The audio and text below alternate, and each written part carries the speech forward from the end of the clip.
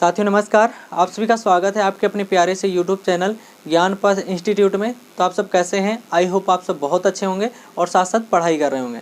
तो प्यारे बच्चों, आज की क्लास में हम जानेंगे ज्वर के बारे में, यानी बुखार किस प्रकार से आता है। ठीक है, बुखार की जो प्रक्रिया है ये आंतरिक सुरक्षा प्रदान करता है, यानी द्वितीय पंक्ति की रक्षा प्रदान करता है। क्योंकि द्वितीय पंक्ति की रक्षा में हमने बहुत सारी चीज़ें पढ़ी हैं, जैसे प्रतिरोगाणु पदार्थ, भक्षी कोशिकाएं, ठीक है, प्रदाह प्रक्रिया, ठीक है, और इसके साथ साथ में जो ज्वर होता है ये भी द्वितीय पंक्ति की रक्षा को प्रदान करता है। ठीक है, तो चलिए समझते हैं कि आखिरकार ये जो बुखार होता है, या जिसको हम अंग्रेजी में फीवर कहते हैं, ये किस प्रकार से आता है। ठीक है, तो चलिए क्लास की शुरुआत करते हैं। तो प्यारे बच्चों, जो बुखार होता है ये कब आता है, यानी जब जो रोगाणु होते हैं, यानी जो रोग उत्पन्न करने वाले पदार्थ होते हैं या कारक होते हैं, रोगाणु, ठीक है, यानी रोगजनक भी बोल सकते हैं, यानी जब रोगजनक शरीर में प्रवेश कर जाते हैं किसी भी माध्यम के द्वारा, तो होता ये है कि ये वहाँ पर जा कर के विष को स्रावित करते हैं, यानी हानिकारक पदार्थों का जो है श्रावण करते हैं, टॉक्सिन को स्रावित करते हैं। टॉक्सिन का मतलब होता है हानिकारक पदार्थ या जहरीला पदार्थ, ठीक है, जो शरीर के लिए हानिकारक है। तो ये रोगाणु टॉक्सिन को स्रावित करते हैं।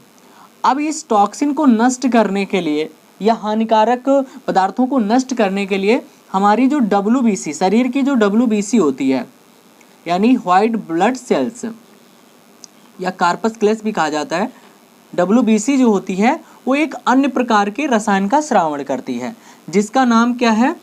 पायरोजेंस। क्या नाम है? पायरोजेंस नाम है, ठीक है, पायरोजेंस। ये एक रासायनिक पदार्थ होता है, केमिकल होता है। इस पदार्थ को बुखार लाने वाला पदार्थ भी कहा जाता है। कौन सा पदार्थ कहा जाता है? बुखार लाने वाला पदार्थ। जब ये पदार्थ स्रावित होता है तो ये पदार्थ कहाँ जाता है? हाइपोथैलेमस में जाता है। कहाँ पर जाता है? हाइपोथैलेमस, जो ग्रंथि होती है, हाइपोथैलेमस ग्रंथि में जाता है, जिससे क्या होता है कि शरीर के ताप में वृद्धि होती है। शरीर के ताप में क्या होती है? वृद्धि होती है। और जब शरीर के ताप में वृद्धि होती है तो इसी दशा का नाम है बुखार, या जिसको हम ज्वर कहते हैं। क्या बोलते हैं? ज्वर कहते हैं। तो समझ में आया कि ज्वर किस प्रकार से आता है। यानी ज्वर जो है पायरोजेंस नामक पदार्थ के कारण आता है, यानी एक रासायनिक पदार्थ होता है जो WBC के द्वारा स्रावित होता है, तो यही पदार्थ के कारण जो है शरीर में ज्वर उत्पन्न होता है, यानी बुखार आता है।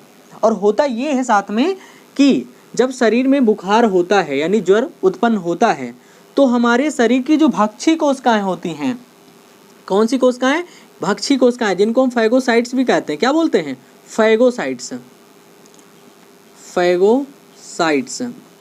ये फैगोसाइट्स होती हैं, ये सक्रिय हो जाती हैं। क्या हो जाती हैं? सक्रिय हो जाती हैं। और जब ये सक्रिय हो जाती हैं तो बहुत तेजी के साथ जो है भक्षण की क्रिया को शुरू करती हैं, विभाजन करके, यानी सक्रिय हो जाती हैं। और सक्रिय होने के बाद ये जो है रोगाणु को वृद्धि करने से रोकती हैं। रोगाणु को वृद्धि करने से क्या करती हैं? रोकती हैं। वृद्धि करने से रोकती हैं। ठीक है, तो कुछ इस प्रकार से ज्वर प्रक्रिया के द्वारा जो है हमारे शरीर की सुरक्षा होती है। यानी कई बार ऐसा होता है कि जब शरीर में कोई फोड़ा फुंसी हो जाता है तो अचानक थोड़ा बहुत हल्का फुल्का बुखार आ जाता है। वो हल्का फुल्का बुखार कुछ इसी तरीके से आता है। किस तरीके से? यानी रोगाणु शरीर में प्रवेश करते हैं और टॉक्सिन को उत्पन्न करते हैं। इस टॉक्सिन को, यानी हानिकारक पदार्थ को नष्ट करने के लिए हमारी जो WBC होती है वो पायरोजेंस को स्रावित करती है। जो ये पायरोजेंस कहाँ जाता है? हाइपोथैलेमस ग्रंथि में जाता है, जिसके कारण शरीर के ताप में वृद्धि होती है। और शरीर के ताप में जब वृद्धि होती है तो इसी प्रोसेस को हम लोग बोलते हैं, शरीर की ऐसी दशा को कहते हैं ज्वर, यानी बुखार कहते हैं। अब ये जब बुखार होता है तो फैगोसाइट्स जो होती है, यानी हमारी शरीर की जो भक्षी कोशिकाएं होती है, जो द्वितीय पंक्ति की रक्षा प्रदान करती हैं, वह सक्रिय हो जाती हैं और सक्रिय होने के बाद रोगाणुओं की वृद्धि को रोकती हैं। तो कुछ इस प्रकार से जो है ज्वर प्रक्रिया के द्वारा द्वितीय पंक्ति की रक्षा प्रदान की जाती है। ठीक है, तो उम्मीद है आपको ये समझ में आया है। तो इसका स्क्रीनशॉट ले सकते हैं। ठीक है, ठीक है प्यारे बच्चों। तो अब हम बात करेंगे विशिष्ट प्रतिरक्षा के बारे में, या इसको हम उपार्जित प्रतिरक्षा भी कहते हैं। उपार्जित प्रतिरक्षा क्या होती है, यानी जिस तरीके से हम लोगों ने पढ़ा कि प्रतिरक्षा जो होती है वो दो प्रकार की होती है। एक तो होती है सहज प्रतिरक्षा और दूसरी होती है उपार्जित प्रतिरक्षा। और अभी तक की वीडियो में हमने जो पढ़ा है वो सहज प्रतिरक्षा के बारे में पढ़ा है। आज हम लोग पढ़ेंगे उपार्जित प्रतिरक्षा के बारे में। सहज प्रतिरक्षा को स्वाभाविक प्रतिरक्षा भी कहा जाता है, ठीक है। और आज की जो प्रतिरक्षा है वो है उपार्जित प्रतिरक्षा, यानी ये ऐसी प्रतिरक्षा होती है जो जन्म के समय हमारे शरीर में उपस्थित नहीं होती है, ये जन्म के बाद जो है हमको प्राप्त होती है। तो ऐसी प्रतिरक्षा को क्या कहते हैं, उपार्जित प्रतिरक्षा कहते हैं। और ये जो प्रतिरक्षा होती है ये एक ऐसी प्रतिरक्षा होती है जो रोगजनक विशिष्ट होती है। रोग, ठीक है, रोग जनक विशिष्ट होती है। रोग जनक क्या होती है, विशिष्ट होती है, रोग जनक विशिष्ट होती है। इसका मतलब क्या होता है, इसका मतलब ये होता है कि ये इस प्रतिरक्षा में अलग अलग प्रकार के रोग जनकों से रक्षा के लिए अलग अलग प्रकार की कोशिकाएं होती हैं, अलग अलग प्रकार के जो है सेल होते हैं जो हमको सुरक्षा प्रदान करते हैं। जबकि सहज प्रतिरक्षा में क्या होता है कि एक ही प्रकार की प्रतिरक्षा सभी प्रकार के रोग जनकों के साथ में काम करती है। लेकिन जो उपार्जित प्रतिरक्षा होती है ये अलग अलग रोग कारकों के साथ अलग अलग रोग कारकों के लिए अलग अलग प्रकार की जो है कोशिकाएं होती हैं जिससे सुरक्षा प्रदान होती है। तो इसलिए बोला गया है कि ये प्रतिरक्षा क्या होती है, रोग जनक विशिष्ट होती है। इसका मतलब क्या होता है, इसका अर्थ यही होता है कि इस प्रतिरक्षा में, इस प्रकार की प्रतिरक्षा में, इस प्रकार की प्रतिरक्षा में या भिन्न भिन्न, ठीक है, भिन्न भिन्न रोगोत्पादक के लिए, रोगोत्पादक के लिए, रोगोत्पादक का मतलब ये होता है अलग अलग प्रकार के रोग कारकों के लिए, ठीक है, के लिए अलग अलग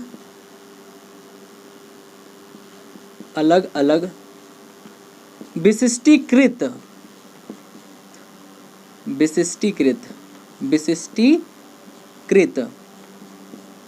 कोशिकाएं होती हैं, विशिष्टीकृत कोशिकाएं होती हैं।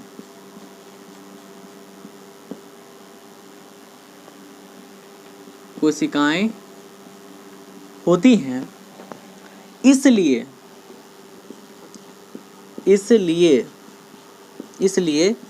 इस प्रतिरक्षा को क्या बोलते हैं, स्पेसिफिक यानी विशिष्ट प्रतिरक्षा बोलते हैं। विशिष्ट प्रतिरक्षा बोलते हैं, प्रतिरक्षा कहते हैं, ठीक है।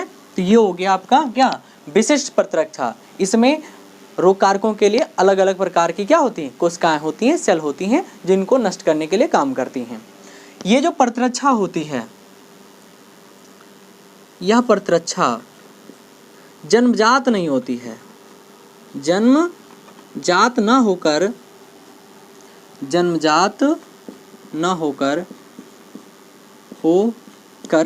प्रतिजन के प्रभाव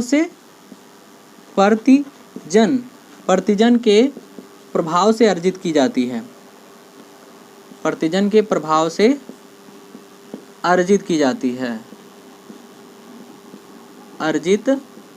जाती है।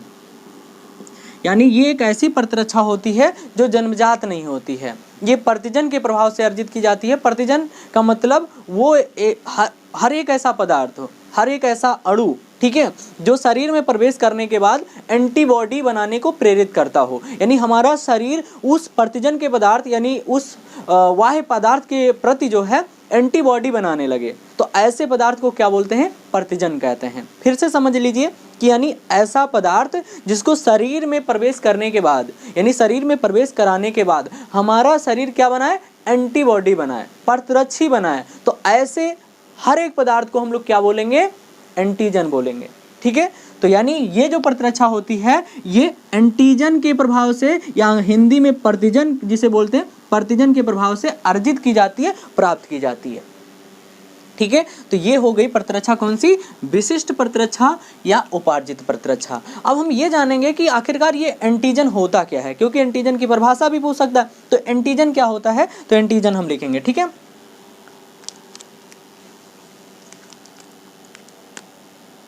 यानी इसको हम लोग बोल सकते हैं क्या, प्रतिजन। ठीक है,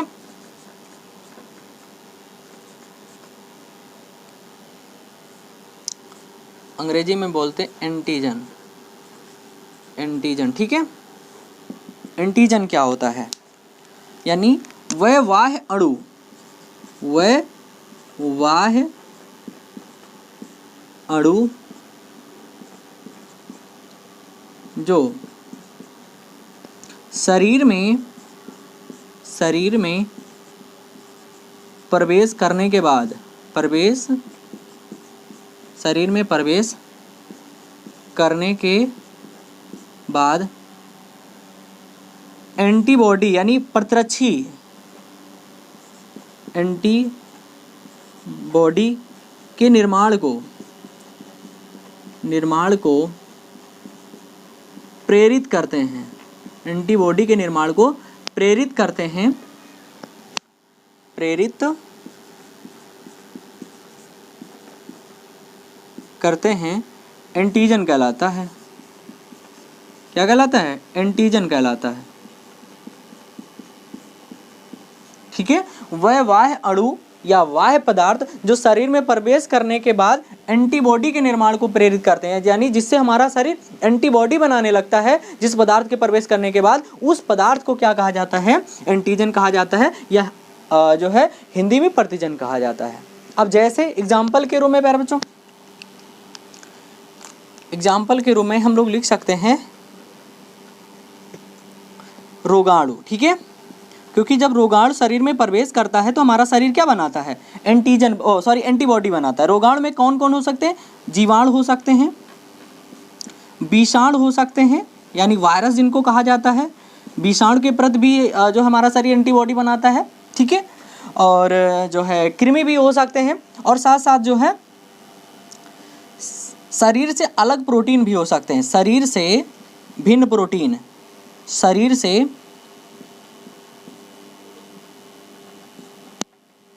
भिन्न प्रोटीन।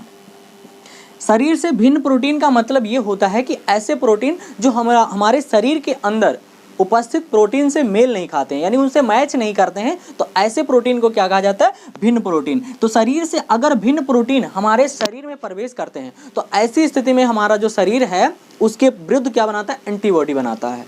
तो वो जो भिन्न प्रोटीन होता है वो भी एंटीजन का काम कर सकता है। इसी तरीके से क्या होता है कि पंख हो सकते हैं, पक्षियों के पंख हो सकते हैं, बाल भी हो सकते हैं। ठीक है, बाल भी जो है एंटीबॉडी का कार्य कर सकते हैं। और इसके साथ साथ जो है पराग कण हो सकता है, और इसके साथ साथ में जो है चूजे भी हो सकते हैं, चूजे। ठीक है, चूजे यानी परागकण, कुछ व्यक्तियों के लिए जो परागकण जो होते हैं वो जो है एंटीजन का काम कर सकते हैं, कुछ व्यक्तियों के लिए चूजे भी जो है एंटीजन का काम कर सकते हैं। और इसके साथ साथ जो है प्रतिरोपित अंग यानी प्रत्यारोप, हाँ क्या बोल सकते हैं इसको, हम लोग लिख सकते हैं प्रतिरोपित ऊतक या अंग,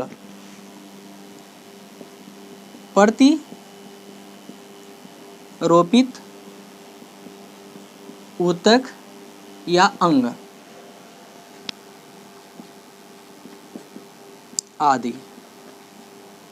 ठीक है, ये इतनी चीज़ें हम लोग, इससे और भी बहुत सारी चीज़ें होती हैं। ठीक है, तो इसको हम लोग थोड़ा याद रखेंगे कुछ चीज़ों को। जैसे रोगाणु जो है ये भी एंटीजन का काम करते हैं, शरीर से भिन्न प्रोटीन। अब भिन्न प्रोटीन जैसे न्यूक्लियो प्रोटीन, लाइपो प्रोटीन। ठीक है, और कई चीज़ें होती हैं, जैसे हम लोग लिख सकते हैं यहाँ पे ग्लाइकोप्रोटीन, ठीक है। तो ये सभी जो है शरीर से भिन्न प्रोटीन होते हैं जो एंटीजन का काम कर सकते हैं। और पंख हो गया, पक्षियों के पंख, बाल, परागकण, चूजे, प्रतिरोपित ऊतक, यानी शरीर में क्या होता है, ऊतकों का या अंगों का प्रतिरोपण हो सकता है। तो ऐसी स्थिति में वो जो अंग होते हैं वो भी एंटीजन का कार्य कर सकते हैं, ठीक है।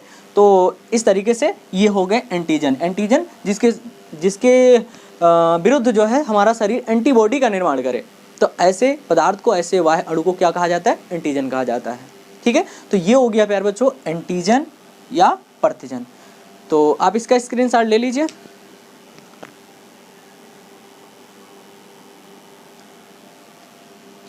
ठीक है, तो उम्मीद है आपको ये वीडियो पसंद आया होगा। अगर वीडियो पसंद आया है तो वीडियो को लाइक कीजिए, चैनल को सब्सक्राइब कीजिए। Thank you.